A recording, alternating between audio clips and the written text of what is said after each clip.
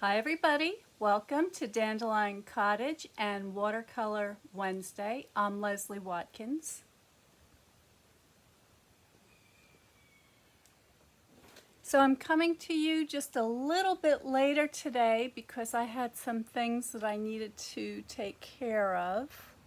So, whoa, okay, let's see if we can get me on the window here. There we go. And I thought what we would do is to paint today with the water-based inks because we haven't done that for a while. And because I have a special event coming up on the end of this week, a live event here in town in Norfolk, Connecticut at the Artisans Guild in my pop-up space, and it's going to be called Trip to Provence Crafternoon Tea. And so the Crafternoon Teas are going to take place each and every Sunday throughout the month of July from 11 to 3, and each one is going to have a different theme. So the one coming up on July 14th is going to be Trip to Provence, and it's going to feature lavender and citrus. We're going to have cookies and treats that also reflect the theme. And that gave me the idea that we should do a little landscape today. So I'm going to switch the camera down so that you can see what I'm working on. So I have a piece of the Fluid 100 watercolor paper here, and this measures 5 by 7. And I have my water painters. So I'm going to start, I think I'll start with the wide one. So when you get one of these sets of the water painters, you get 3 different brushes, and they are water painters because they have a reservoir in the handle so that you can put water in there, which makes them super convenient to take with you if you're going out of doors to paint, or if you're sitting on your porch, or on a trip, whatever the case may be. I do, however, have some containers of water off to the side here that I'm going to be using because it's just going to make it go a little bit quicker today. And I think what I want to do, I'm going to get out my glass palette. So let me reach underneath here. There we go. A little bit dirty. Let's get that cleaned up. One of the beauties of the glass palette is that you just have to wipe them clean and you're all set to go. So there we go. Now the reason why I'm using the glass palette today is because I want to wet the paper, and of course the glass will help to facilitate keeping the moisture on the paper and not going into an absorbent surface. So I'm just spritzing my paper a little bit, and I think you can see the moisture on there. And what's happening is that water is getting absorbed into the watercolor paper, and that's going to help to give me a nice soft edge in the beginning of the picture. Now the other thing I have here, and I'll zoom out so you can see this better, is my watercolor, or actually in this case my ink palette. So I've already got plenty of red and blue, but I'm a little bit short on yellow, so I'm just going to grab my re-inker, and this is the water-based ink that is used to replenish stamp pads. Comes in I think about 50 different colors. I will list all the ingredients and supplies I use in today's painting in the description after I do the live video. So if you're interested in any of these things, you don't have to worry about writing it down. You'll be able to see that. And I'll also give you a link so it's a little bit easier for you to get to the online store. Okay, so now Provence in southern France is noted for its lavender fields, and one of the motifs that we're going to be using this weekend is lavender and all of the different shades of lavender that you'll find in those beautiful fields. And so what I'm going to do is I'm just making sure that the moisture is distributed evenly across my paper. And I'm going to begin with a little bit of blue for my blue sky. And I'm just going very, very light with this.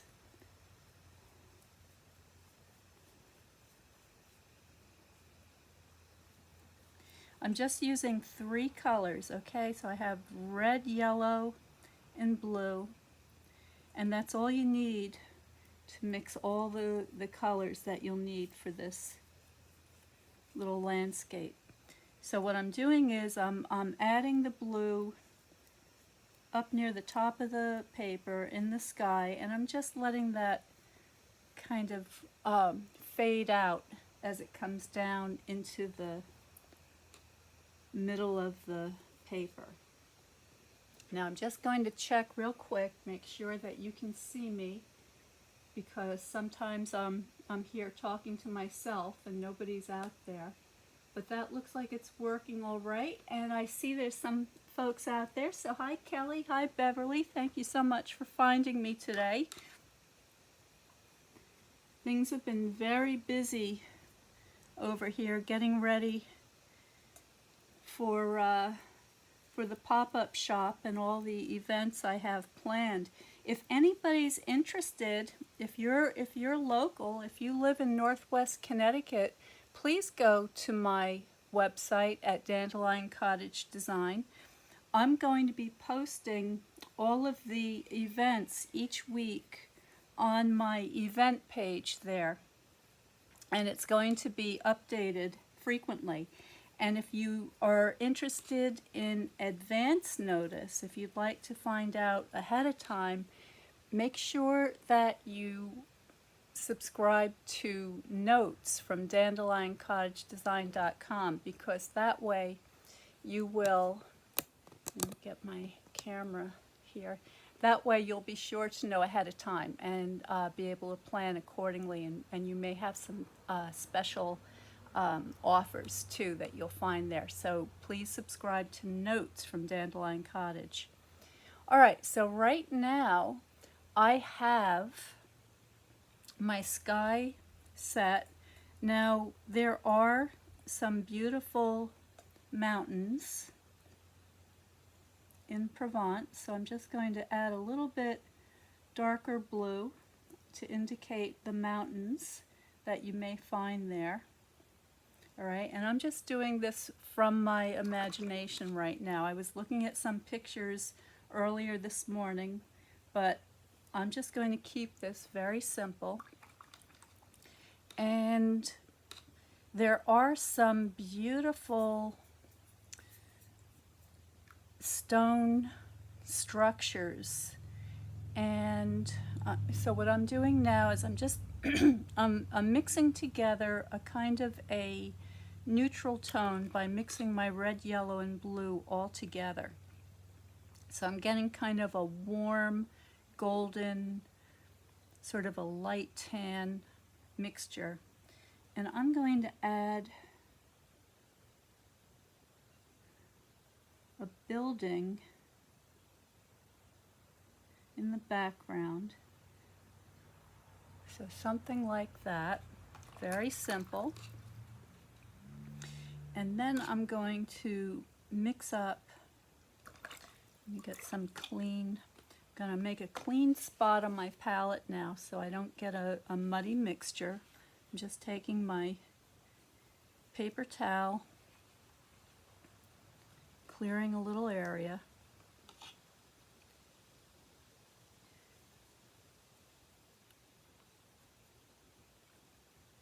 And I'm just mixing a nice puddle of a kind of a, I would say, not quite a red violet, not a blue violet, but something in between. And I'm going to begin laying that in. Just a little more blue, I think.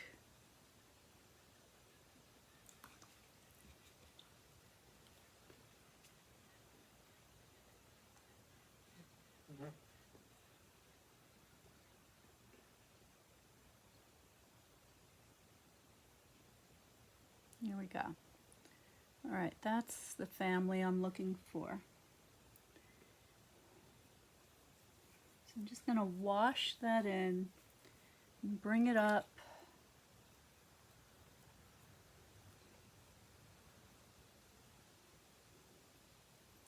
to my mountains and just kind of let that blend together.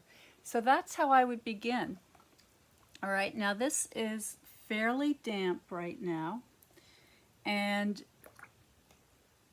at this stage what I'd like to do is I'd like it to be a little drier so I can start to put some detail in there. So I'm going to take a minute and I'm just going to use my heat tool. So I've got that right here. It looks like this. Okay, it has 2 settings, and I'm just going to take a minute to dry off my image so that I can start to get more edgy and harder edges and more drawing into my picture. So to do that, I'm going to mute you so you don't have to hear the sound of the heat tool. So just hold on for just a minute.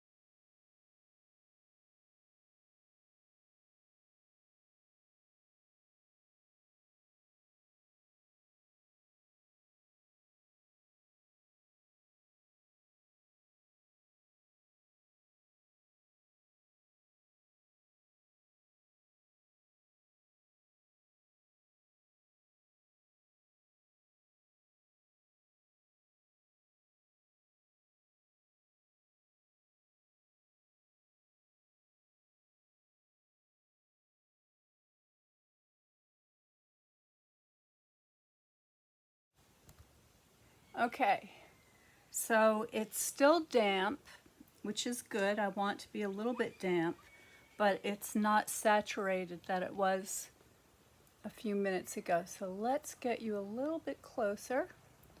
All right, and now I'm going to switch to my medium tipped brush. So this has a pointy tip, and I'm going to take a slightly darker neutral tone and see how so there we go. You can see now that I'm able to get a little more drawing detail into my building here. So I'm going to go ahead and add some details.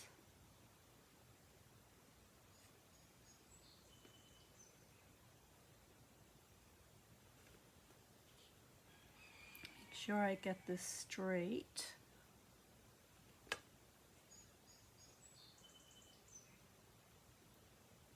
There we go. So I'm just going to add a door, some windows, and if anybody can tell me how they use these buildings, are these structures used to dry the lavender? That would be my guess. But I've never actually been there, so I don't know for sure. If you've been to Provence, let me know. And if this is the first time you're tuning in, say hi and welcome, and let me know if you have any questions. Just post them in the comments and let me know what you think. Also, is there a particular subject that you'd like to see me paint? And I may feature that in one of the upcoming Watercolor Wednesdays. So go ahead and let me know you're here.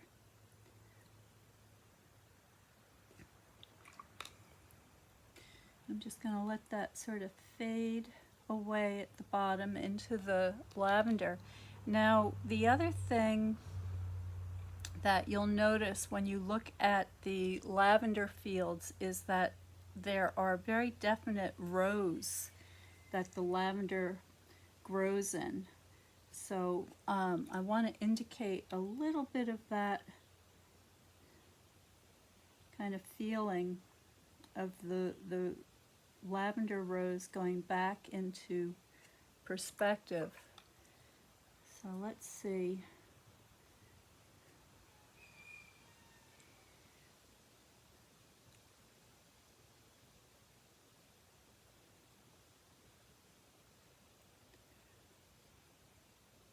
So a little bit of that kind of a feeling. And we'll get the other side. And what I want to do here is I want to have a kind of a perspective point.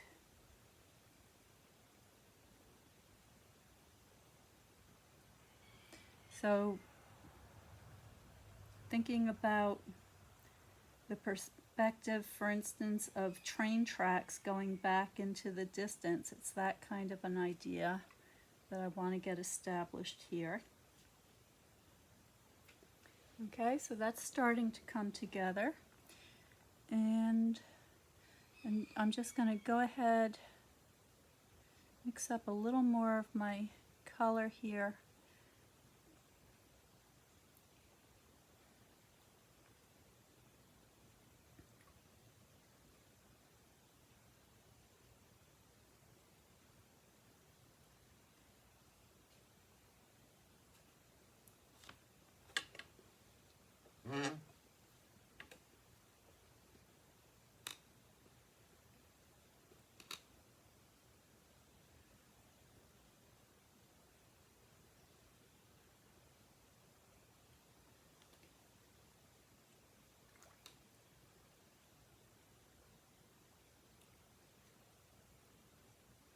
And just let that fade off into the background.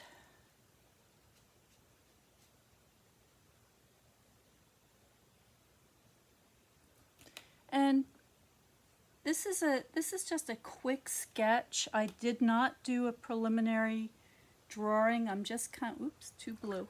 I'm just sketching with the brush and keeping it kind of loose and not really being too definite at this point. I'm just sort of feeling my way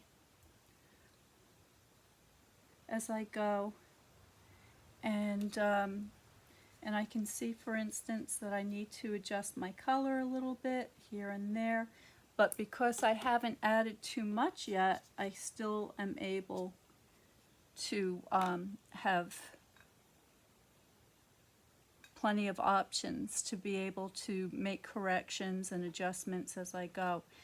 What's happening over here is that my yellow keeps running into my violet, so I'm having to clean my palette. So I'm just gonna give that a quick wipe before I go any further.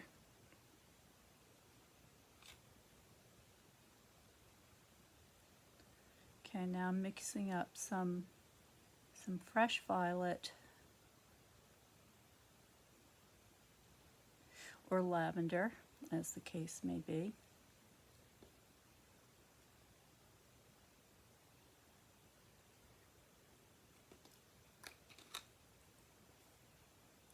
Let that get a little bit richer in the foreground.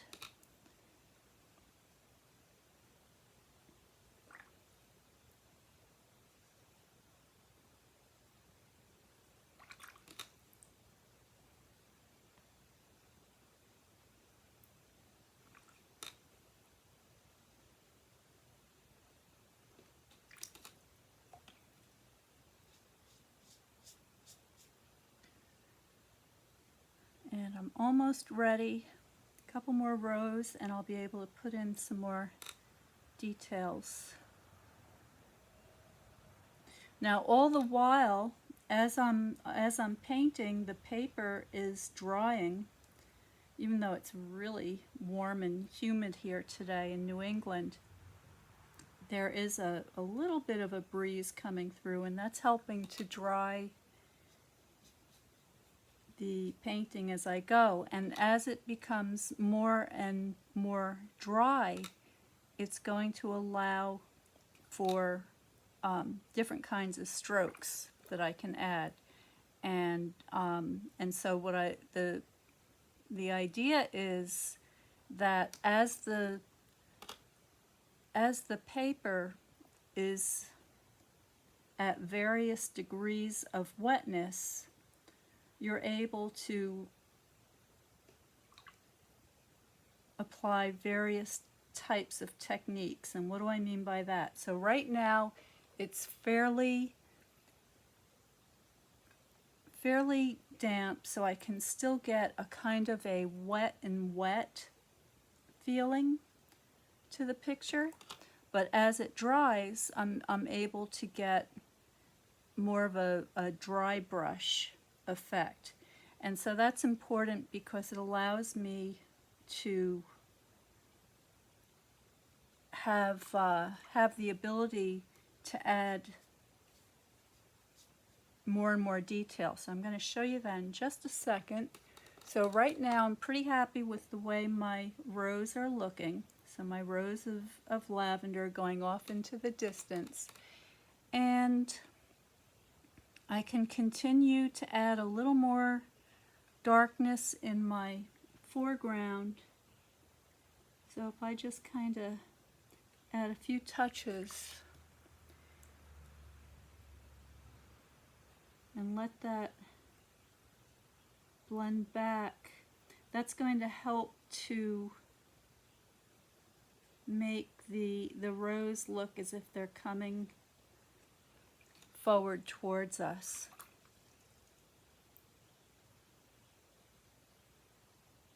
Okay, I'm going to pause there for a second, take a quick look. Oh, Linda says she passed through Provence but didn't see lavender. Well, the time of year is now, Linda. The lavender blooms in July. So what time of year were you there? It begins in late June and it goes into early August. But this right now would be the prime time to be there.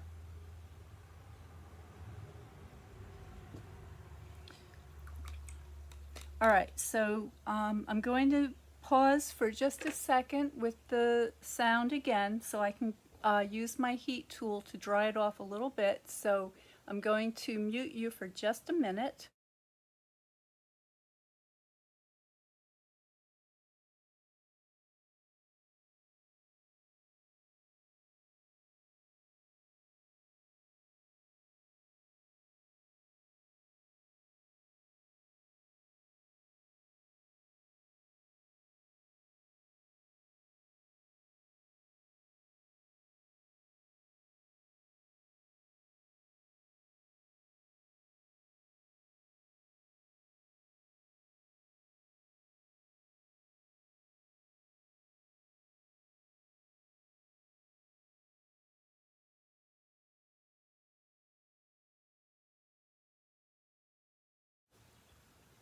Okay, I think we're back.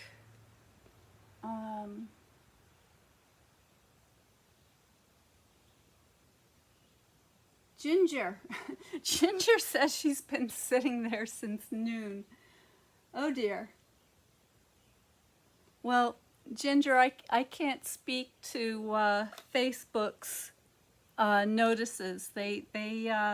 They have their own way of doing things. I'm sorry that you didn't see the note that I was going to be coming on a little bit later today. But thank you so much for being patient and tuning in. All right, so we're just about there. I'm going to keep this very simple. And so what you saw me do is in the first stage, I just put in a broad wash of color for the sky, for the fields and indicated where the structure was going to be, and then I went back in with another layer of value, a little bit darker, to get the mountains indicated, and then I began to do the shadow on the side of the structure. This is a beautiful old stone building, and I began to put some detail to indicate the rows of lavender. And so finally, the last thing I'm going to do, I'm just going to keep this really quick and simple, 3 steps. The last thing I'm going to do is to add a little detail now and texture in the foreground. So let's see, can test a little area. See, that's too dark, so let me soften that a little bit. And my intention here is just to add a little more shadow and a little more texture into the lavender in the foreground. And to do that, I'm using my mixture of the red and the blue, this time a little bit darker, and just kind of using the tip of my brush to indicate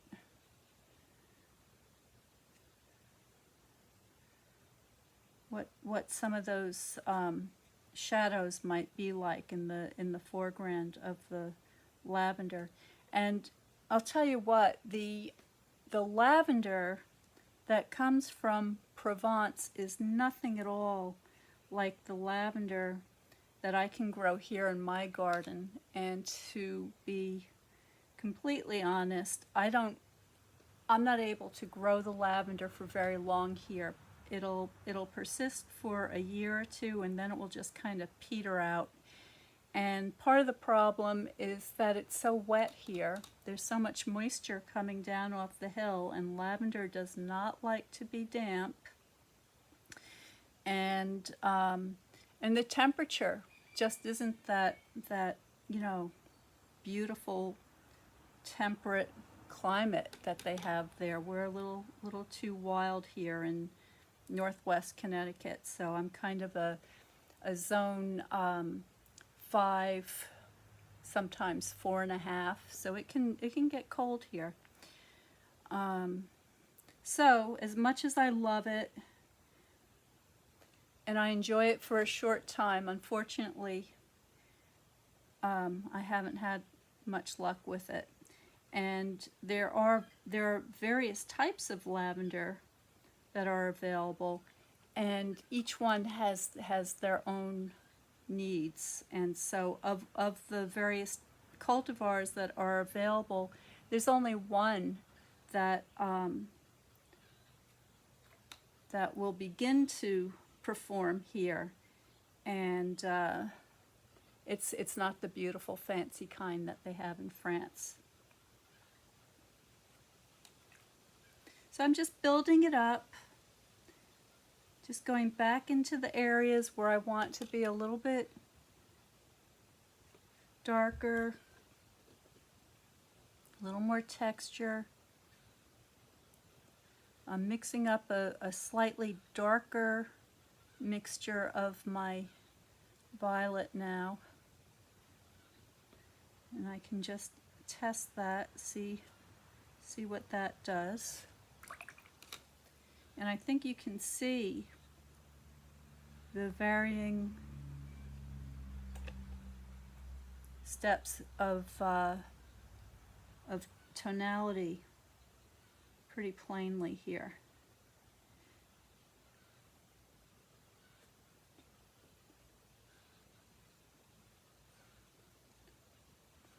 Now I don't want to add too much detail to my structure because it's off into the middle distance, but I could add just a little bit on the corner just to help bring that forward. So I can just add a little bit of an accent there without going too dark. and soften that edge a little bit as it goes away. And so for instance, if I wanted to have another window over on this side, I could do that and just kind of let that fade into mystery, like so. So that's how I would get started.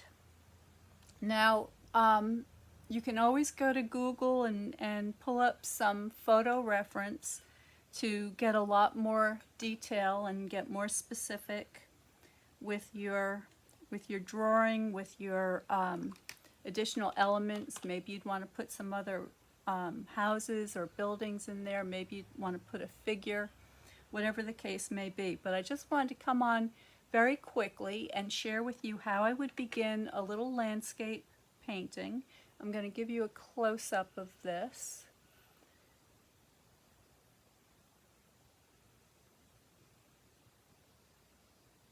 All right, so very, very simple. And at this stage, basically, it's all set now for adding whatever detail that you'd want to add to your picture. Okay, so so when you begin doing something like this, whether it's a landscape or a still life or a figure, whatever it is, you know, just start out broadly, start out simply, just don't get caught up in the details, and just get the basic structure established. Once you do that, then you can add all the rest. So thank you so much for joining me today. Remember, if you'd like to learn more about the trip to Provence and the Crafternoon brunch, or I'm sorry, Crafternoon tea, we're serving a tea on Sunday. Make sure that you subscribe to Notes from Dandelion Cottage, and you can do that at the top of my Facebook page. There's a sign up button, or if you're watching on YouTube, I will post the link below in the description. And I will also include the materials that you can get to help you get started on your watercolor journey. And just remember, you can do it. Okay, it just takes a little bit of practice, a little bit of knowledge, and you have to be interested to learn, and you'll be up and running in no time at all. So thank you so much for joining me today. Stay well, stay happy,